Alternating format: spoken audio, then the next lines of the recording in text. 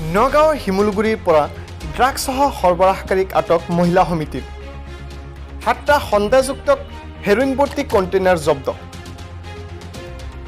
জুৰিয়াৰ পৰা নগাঁৱলৈ ড্ৰাগছ সৰবৰাহ কৰি থাকোঁতে হাতেলোতে মহিলা সমিতিয়ে আটক কৰে সৰবৰাহকাৰীটোক সৰবৰাহকাৰীটোৰ নাম শফিকুল ৰহমান ধৃত সৰবৰাহকাৰীটোৰ ঘৰ নগাঁৱৰ বৰবেটিত সৰবৰাহকাৰীটোক আটক কৰি হৈবৰগাঁও নগৰ আৰক্ষীক খবৰ দি সমজাই দিয়ে সৰবৰাহকাৰীটোৱে দীৰ্ঘদিন ধৰি উক্ত অঞ্চলত ড্ৰাগছৰ ৰমৰমীয়া বেহা চলাই যোৱাৰ অভিযোগ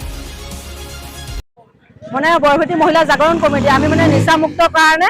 আমি মহিলা কমিটিয়ে নিচা ধৰি ফুৰো বামচুকা ধৰি ফুৰো তেখেতক মানে আমি কিমাল লৈ আহি আছিলে জুৰিয়াৰ পৰা আমি পিছা কৰি ওকে ভাটাৰ ওচৰত ধৰিছো শফিকুল ৰহমানক লগত 7টা কণ্টেইনাৰ পাইছো আমি ইতিমধ্যে ধৰি আৰক্ষীক চঞ্জাই দিছো আমি ওকে ভাটাৰ লগত ধৰিছো আমি বৰভেটি মহিলা কমিটি হয় তেখেতো বৰভেটিৰ মানুহ হয় আৰু তাৰ নাম হৈছে শফিকুল ৰহমান দীৰ্ঘদিনৰ পৰা আজি কমচে কম 2 বছৰমান হ'ব কি বিজনেছ কৰি আছে বৰ বেচিব যায় বৰ বেছি সি মাল বিক্ৰী কৰে